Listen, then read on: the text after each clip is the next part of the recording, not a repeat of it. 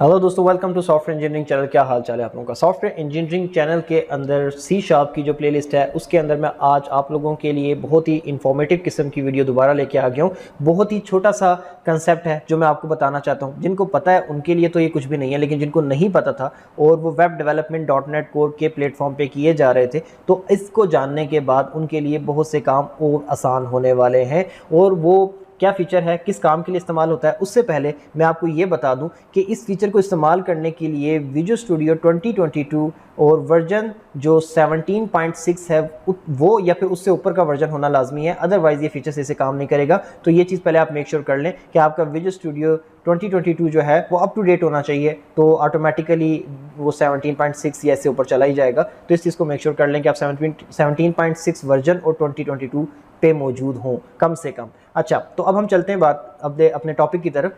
तो अगर हम बात करें कि हम क्या चीज़ आज सीखने वाले हैं, तो वो ये है कि अक्सर ऐसा होता है कि हम वेब डेवलपमेंट करते हैं अपने किसी भी प्लेटफॉर्म को, रेजर पेजेस, MVC वगैरह को यूज़ करके वेबसाइट या वेब एप्लीकेशन डेवलप करते हैं। उसके बाद हमने उस वेब एप्लीकेशन को किसी और डिवाइस पे चला के टेस्ट करना होता है, लेट्स से मोबाइल डिवाइस के ऊपर या फिर किसी और स्क्रीन साइज़ के ऊपर, या फिर समटाइम हमने वो जो वेब एप्लीकेशन जिस क्लाइंट के लिए डेवलप की होती है उसको दिखानी होती है ताकि हम उसके ऊपर रिव्यूज़ ले सकें, उसकी फीडबैक ले सकें। तो हम इस काम के लिए क्या करते हैं कि अगर हमारा क्लाइंट बिल्कुल ही हमारे साथ बैठा हो तो फिर तो कोई मसला नहीं है, हम उसको अपने पीसी के ऊपर चेक करवा सकते हैं। लेकिन अगर आप कोई रिमोट जॉब कर रहे हो या फिर फ्रीलांसिंग प्रोजेक्ट आपने उठाया हुआ है, आपका क्लाइंट दूसरे कंट्री में, तो ये चीज़ बड़ी मुश्किल हो जाती है। और वहाँ पे फिर अमूमन तरीका जो इख्तियार किया जाता है वो ये होता है कि किसी टेम्परेरी किस्म की होस्टिंग के ऊपर या किसी फ्री ट्रायल होस्टिंग के ऊपर हम अपना प्रोजेक्ट पूरा का पूरा डिप्लॉय करते हैं। उसके बाद जो एक टेम्परेरी लिंक होता है वो क्लाइंट को देते हैं और उसी लिंक की बेस पे अपने मोबाइल डिवाइसेस वगैरह पे उसको चलाकर वेब एप्लीकेशन को टेस्ट करते हैं कि परफेक्टली काम कर रही है या नहीं कर रही, जो कि काफ़ी लंबा प्रोसीजर है। और इसके अंदर पूरा का पूरा वेब डिप्लॉयमेंट के सारे मामला जो होते हैं उनसे गुजरना पड़ता है। तो इस चीज़ से जान छुड़ाने के लिए बड़ा ही सिंपल सा, बड़ा ही सादा सा फीचर एक विजुअल स्टूडियो ने दे दिया है, और वो क्या है, डेव टनल। डेव टनल क्या करता है? डेव टनल आपको अलाउ करता है कि जब आप अपनी वेब एप्लीकेशन बनाएं तो उस वेब एप्लीकेशन को टेम्परेरी तौर पे हमारे पास एक छोटे से क्लाउड के ऊपर डिप्लॉय करें, जो कि यहीं से डायरेक्ट रन करने पे हो जाएगा। और उसके बाद जो हम आपको एक लिंक देंगे वो लिंक आप किसी से भी शेयर कर लें और उस शेयर्ड लिंक की बेस के ऊपर आप उसकी टेस्टिंग वगैरह करवा सकते हैं, किसी दूसरी डिवाइस पे चला सकते हैं, क्लाइंट को दिखा सकते हैं एंड सो ऑन। तो ये किया कैसे जाता है मैं आपको बताता हूँ। मैंने अपने सामने एक empty ASP.NET कोर का रेजर पेजेस वाला ब्लैंक प्रोजेक्ट, बिल्कुल न्यू प्रोजेक्ट क्रिएट कर लिया है। मैं इसको आपको जो है चला के दिखा देता हूँ। सबसे पहले तो मैं इसको रन करता हूँ।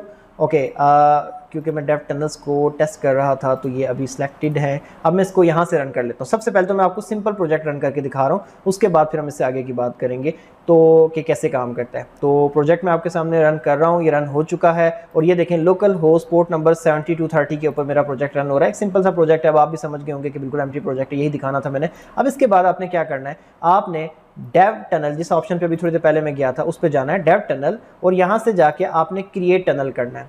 यहाँ पे वो अकाउंट आपसे पूछेगा, तो आपने क्या करना है कि अपना, अगर आपका कोई आपके विजुअल स्टूडियो में गिटहब का अकाउंट लॉगिन हुआ हुआ है तो फिर तो अच्छी बात है, या माइक्रोसॉफ्ट का अकाउंट लॉगिन हुआ हुआ है तो फिर तो अच्छी बात है। लेकिन अगर नहीं हुआ हुआ तो आपने अपना गिटहब का अकाउंट जो है वो लॉगिन कर लेना है, और ये उसकी बेस पे आपको सारा की सारी लिंकिंग आपकी करेगा। फिर आपने टनल का नाम क्या रखना है, तो मैं कह देता हूँ टेम्प टनल, यानी कि टेम्परेरी टनल बना रहा हूँ मैं ये टेस्टिंग करने के लिए। और उसके बाद टनल टाइप क्या है, टेम्परेरी है या परसिस्टेंट है, आपने इसके अंदर से कोई एक सिलेक्ट कर देनी है। इन दोनों में फ़र्क क्या है वो मैं आपको बता देता हूँ। टेम्परेरी का मतलब ये होता है कि जब भी आपका प्रोजेक्ट रन होगा तो हर बार एक न्यू लिंक जनरेट होगा, और वो लिंक आपको अपने क्लाइंट के साथ या किसी दूसरी डिवाइस पे सेंड करना होगा ताकि उस पर क्लिक करके उसको टेस्ट किया जा सके। और जब आपका प्रोजेक्ट स्टॉप हो जाएगा तो वो लिंक एक्सपायर हो जाएगा और अगली बार रन होने पे फिर एक नया लिंक आएगा। जबकि परसिस्टेंट में ऐसा नहीं होता। अगर आपने इसको परसिस्टेंट रख लिया तो परसिस्टेंट रखने से क्या होता है कि वो एक ही लिंक आपने अपने क्लाइंट से शेयर कर दिया, अपने दूसरी डिवाइसेस पे शेयर कर लिया, तो आप जब भी आप इस प्रोजेक्ट को यहाँ से रन करेंगे तो उसी लिंक पे क्लिक करके आप उसको ओपन कर सकते हैं प्रोजेक्ट को वहाँ पे, और उसकी टेस्टिंग कर सकते हैं। तो मैं फिलहाल इसको टेम्परेरी रहने देता हूँ, और एक्सेस इसकी क्योंकि हम ओपन रखना चाहते हैं तो इसको पब्लिक करके मैं ओके कर देता हूँ।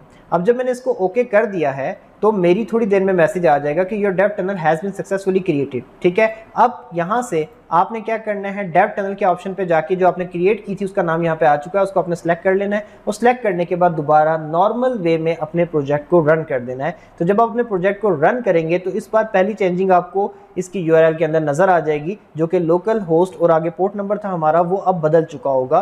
तो अभी जैसे ही हमारा प्रोजेक्ट रन होता है मैं आपको दिखाता हूँ, आपको ये चीज़ सामने नजर आएगी। प्रोजेक्ट मैंने रन कर दिया है, थोड़ा सा टाइम रूटीन से ज़्यादा ले लिया करता है, depends on the internet speed, क्योंकि ये अब जो है टनल के ऊपर जा रहा है। जैसे ये जाने लगेगा तो ये यहाँ पर आपको एक मैसेज देगा, आपने इसको कंटिन्यू कर देना है। आप जैसे ही इसको कंटिन्यू करेंगे तो आगे देखते हैं कि क्या होता है। ये कंटिन्यू करने के बाद आपका प्रोजेक्ट ओपन हो जाएगा और इस दफ़ा ये लोकल होस्ट के ऊपर ओपन नहीं हुआ है बल्कि एक लिंक के ऊपर ओपन हुआ है। अब ये लिंक आप किसी के साथ भी शेयर कर दें और जब तक आपने विजुअल स्टूडियो में यहाँ से इस प्रोजेक्ट को स्टॉप नहीं किया तब तक कोई भी इस लिंक के जरिए आपके इस प्रोजेक्ट को एक्सेस कर सकता है, इसकी टेस्टिंग कर सकता है, इसको चला के चेक कर सकता है और जो भी इसकी फंक्शनैलिटी है प्रॉपरली इस्तेमाल कर सकता है, जैसे कि एक डोमेन पे होस्टेड प्रोजेक्ट होता है बिल्कुल उसी तरीके से। अगर इस प्रोजेक्ट के अंदर आपकी डेटाबेस लिंक है जो कि अगेन आपका एसक्यूएल सर्वर आपके लोकल पीसी में पड़ा हुआ है, कोई इशू की बात नहीं है, वो डेटाबेस भी उसी तरीके से एक्सेस होगी। कोई भी बंदा इस लिंक के थ्रू आपके प्रोजेक्ट को एक्सेस करके डेटाबेस में डाटा डाल सकता है, निकाल सकता है, अपडेट कर सकता है, डिलीट, मतलब पूरा क्राउड ऑपरेशन परफॉर्म कर सकता है। तो ये था आपका डेव टनल, जो कि बड़ा सिंपल सा, बड़ा सादा सा कंसेप्ट है, लेकिन इसके इस्तेमाल के आ जाने से आप बहुत ज़्यादा फ़ायदा उठा सकते हैं। आप एक से ज़्यादा टनल्स भी क्रिएट कर सकते हैं और आप जितनी भी टनल्स यहाँ से क्रिएट अ टनल करके करते चले जाएंगे, एंड पे आप जाके नॉन कर देंगे तो सिंपल तरीके से आपका लोकल होस्ट पे चलेगा। अगर आप टनल सेलेक्ट कर लेंगे तो उस टनल के ऊपर चलता हुआ नजर आएगा। नई टनल बनाना चाहें तो आप यहाँ से बना सकते हैं, जैसे अभी मैंने आपके सामने बनाई। अगर आप शो डेव टनल्स विंडो पे जाएंगे तो आपने जितनी भी टनल्स क्रिएट की हैं वो सारी की सारी इस विंडो में आपको नजर आ रही होंगी और अगर उनका इस्तेमाल आप कर चुके हैं तो आप इस पर राइट क्लिक करके यहाँ से इन टनल्स को रिमूव भी कर सकते हैं ताकि आपका प्रोजेक्ट टोटल वापस लोकल होस्ट पे आ जाए। और इसके बाद इसको रिमूव करने के बाद आपने डेव टनल को नॉन पे क्लिक करके यहाँ से वापस रिवर्स कर लेना है। अब आपका प्रोजेक्ट दोबारा से लोकल होस्ट पे चलेगा और इसका कोई भी लिंक नहीं होगा। तो ये सिंपल सा कंसेप्ट है। अब दोबारा अगर आप किसी के लिए भी वेब ऐप बनाते हैं तो जिस क्लाइंट के लिए बनाई है उसको आप दिखाना चाहते हैं या फिर किसी दूसरी डिवाइस पे चला के इसकी टेस्टिंग करना चाहते हैं तो टेम्परेरी होस्टिंग पे जाके इतनी बड़ी डिप्लॉयमेंट करने की ज़रूरत नहीं है। छोटी सी डेव टनल क्रिएट करें और उसकी बेस पे आप अपने प्रोजेक्ट को रन करके अपने क्लाइंट को दिखा लें या किसी दूसरी डिवाइस के ऊपर टेस्ट कर लें। आई होप सो कि वीडियो आपको अच्छी लगी होगी। अगर अच्छी लगी हो तो लाइक करके चैनल को सब्सक्राइब कर दें। दोबारा मिलेंगे किसी नेक्स्ट वीडियो में इसी तरीके से नई इन्फॉर्मेशन लेके। तब तक के लिए अल्लाह हाफिज़।